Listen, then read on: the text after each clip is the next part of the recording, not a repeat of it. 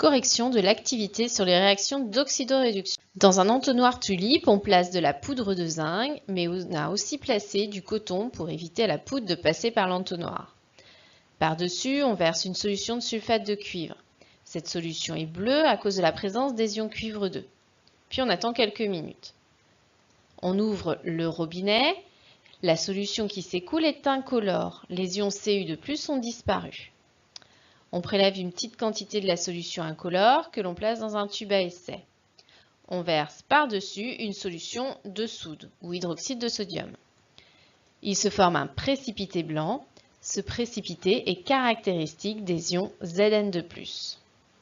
Quels étaient les réactifs? On avait du zinc sous forme solide, c'était la poudre grise, et des ions cuivre 2 qui étaient présents dans la solution de sulfate de cuivre qui est de couleur bleue. Les produits, c'était donc des ions zinc qui ont été mis en évidence par la solution d'hydroxyde de sodium avec le précipité blanc, et du cuivre solide, c'est la poudre marron qu'on a pu observer à la fin de la réaction. On peut donc écrire l'équation suivante. Le zinc solide plus des ions cuivre 2 nous donne des ions Zn2+, plus du cuivre solide. Mais que s'est-il passé exactement? On va essayer d'interpréter cela à l'aide du modèle de l'oxydoréduction. Le chimiste dira qu'il y a eu un transfert d'une particule. Et cette particule, c'est l'électron. Alors une petite remarque, toutes les équations en chimie ne sont pas forcément des réactions d'oxydoréduction. Il y en a plein d'autres. Vous en verrez notamment la réaction acido-basique en terminale. Alors dans cet exemple de réaction d'oxydoréduction, aussi appelée réaction redox, on peut dire que le zinc a perdu 2 électrons pour former l'ion Zn2+. Et donc, ces 2 électrons vont réagir avec les ions cuivre 2 pour former le cuivre solide.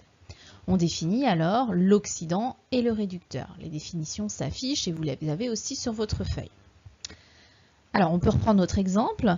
Ici, parmi les produits, c'est le zinc qui perd 2 électrons, c'est donc le réducteur. Et on a son oxydant conjugué qui est l'ion Zn2+. Le couple qui est mis en évidence ici, c'est donc le couple Zn2+Zn, c'est un couple redox.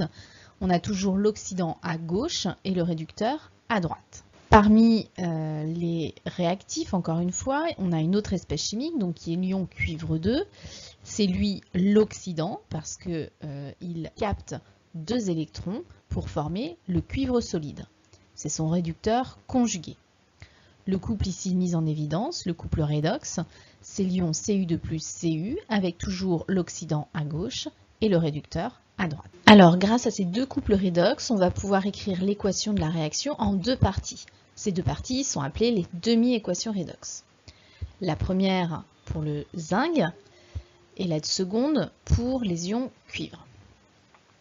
Donc la première pour le zinc, on va mettre le zinc donc, qui est le réactif à gauche, l'ion Zn2+, qui est le produit, à droite. On va ajouter donc les particules ici, ce sont les électrons qui sont nécessaires pour équilibrer l'équation. On les ajoute à droite du côté de l'ion Zn2+, qui est l'oxydant. Pour le cuivre, on écrira l'ion cuivre 2 qui est le réactif à gauche, le cuivre solide qui est le produit à droite. Et on ajoute aussi les électrons nécessaires du côté de l'ion cuivre 2 pour équilibrer l'équation. Et on remarque encore une fois que les électrons se trouvent du côté de l'oxydant. C'est une remarque qu'il faudra intégrer. Les électrons sont toujours du côté de l'oxydant quand on écrit les demi-équations d'oxydoréduction.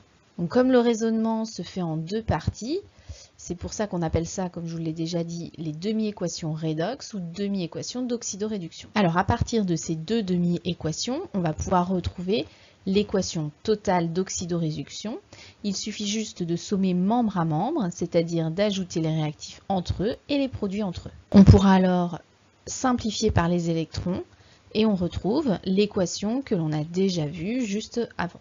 On ne met qu'une simple flèche pour l'équation parce que la réaction ne peut se faire que dans un seul sens. Si on mélange des ions Zn2+ et du cuivre solide, la réaction ne pourra pas avoir lieu. Alors, résumons cela. On peut écrire les demi-équations sous la forme oxydant plus N- donne le réducteur, Ne- puisqu'il y a une certaine quantité N d'électrons pour équilibrer l'équation. On forme un réducteur et donc on dit qu'il y a réduction de l'oxydant. C'était le cas dans notre exemple pour Cu2+, plus 2O- qui nous donne du cuivre solide. On formait le réducteur, c'est donc une réduction. Alors, on pourra aussi écrire la demi-réaction d'oxydoréduction sous la forme réducteur qui nous donne oxydant plus N-. Dans ce cas, on forme l'oxydant. On dit qu'il y a oxydation du réducteur. Dans notre exemple, c'était le cas pour le zinc qui nous donne Zn2+, plus 2 électrons. Ces réactions peuvent donc s'écrire dans les deux sens. On dit qu'elles sont réversibles. C'est pour ça qu'on a ces doubles flèches. Alors attention, pour équilibrer les équations correctement, il faudra bien suivre la méthode. Ce sera expliqué dans une prochaine vidéo.